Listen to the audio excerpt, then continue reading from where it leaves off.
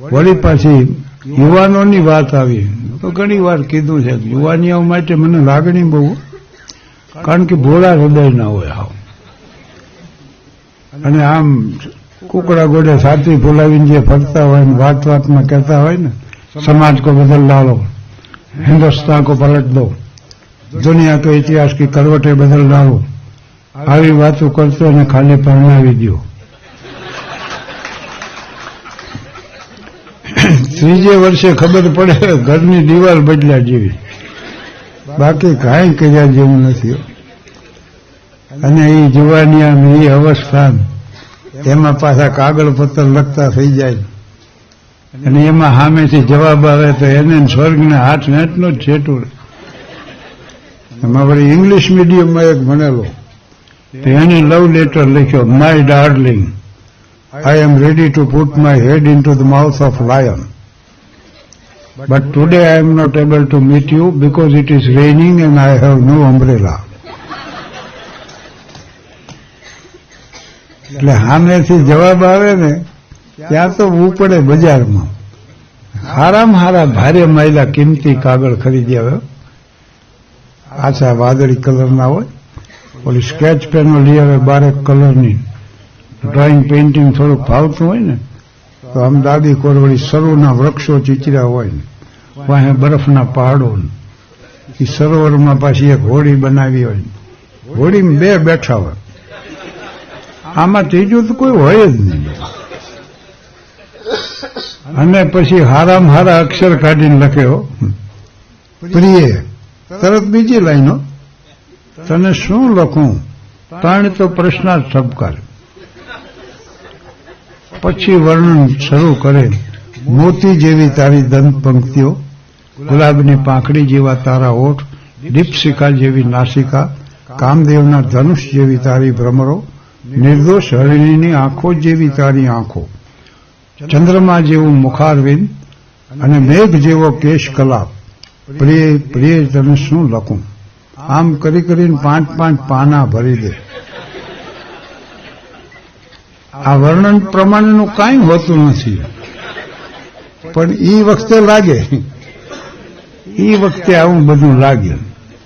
આ તો પરિણામ પછી મંડેશ કાગળના રંગ ઉડવા, કાગળ ધોરા ફટોળ થઈ જાય, ઓલી રંગીન સ્કેચ પેન ક્યાંય ગોતી ન જડે, હાલતા હાલતા અટકેવું ઠોઠું હોય, હાથ વગું બોલપેનનું, લખાણ ટૂંકા ને મુદ્દાસરના બની જાય કે અમે મજામાં છીએ ને તમે ખુશી મજામાં રહેજો ને પૈસા મોકલતા રહેજો. ત્યાં આવીને વાત અટકી પડે. અને પરિણ્યા પછીના શરૂઆતના જે દિવસો રહ્યા ને એ જિંદગીના હારામાં હારા દિવસો. સૂટ બૂટ સીવડાવ્યા હોય ને એ તેની મેળ પડે છે, એ પડે પછી નથી પડતો.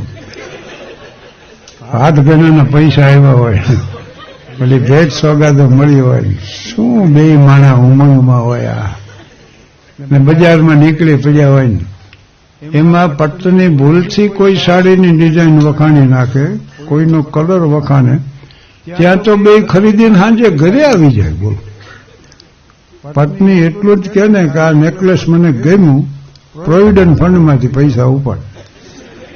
શરૂઆતની વાત છે. અને પત્ની જો એમ કહી દે કે અહીં કેટલી બધી ગરમી થાય છે, ત્યાં તો હળી કાઢીને માઉન્ટ આબુની ટિકિટો લઈ આવે. પ્રિય, આપણે આબુ જવાનું, અહીં કેટલી બધી ગરમી થાય, લોકો કઈ રીતે જીવે છે એ હું તો સમજતો નથી. એટલે આપણી પેઢીઓ હોઈ ગયા રાજકોટના તડકા ખાય છે, અને આ તો હું ત્રણ જેમ ભૂલી ગયો બધું. મારા ઉપડે આબુ. બોલો, તમે આબુ રોડ રેલવે સ્ટેશનને ઉતરો ને સામે માઉન્ટની બસો આમ લાઈનસર ખાલી પડી હોય. બોલો, પણ આ તો તાજા પહેણેલા, એ બસની સામુય ન જોવે. બોલો, આમ વળી ખિસ્સામાં હાથ રાખે, ટેક્સી ડેકીમાં સામાન રખ દો, ટેક્સીની ડેકીમાં સામાન રહે, વાયલી સીટમાં 2 જણા ગોઠવાય, એ ઝીગઝાગ વે માથે શરૂ થાય ટેક્સી, નખી લેખના કાંઠે આવીને ઊભી રહે. માઉન્ટ હોટલનો સ્પેશિયલ રૂમ બુક થઈ જાય, સરસામાન મુકાઈ જાય. આબુમાં જોયા જેવું કેટલું છે.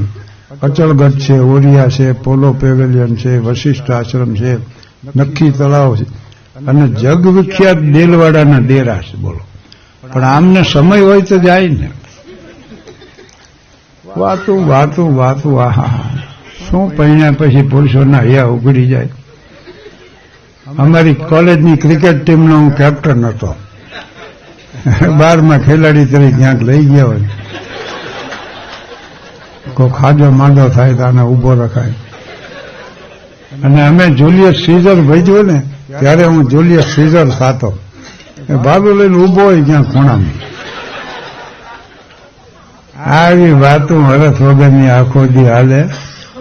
પણ 5 વાગે જાહેર જનતાને જેમ દર્શન દેવા ગયા હોય ને, દર્શન દેવા નીકળ્યા હોય એમ હાંજે એક આંટો મારે, માઉન્ટથી દેલવાડાના રોડ ઉપર ફરવા નીકળે પાછા આવે.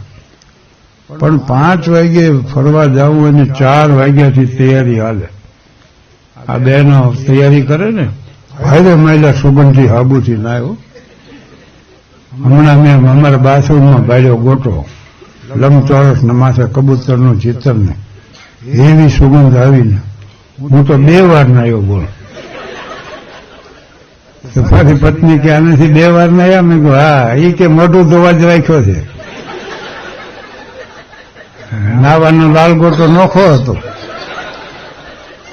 આમાં મુરબ્બીઓ બેઠા એને ખબર છે અમારા જમાનામાં નાવા ધોવાના ભેદભાવ નહોતા.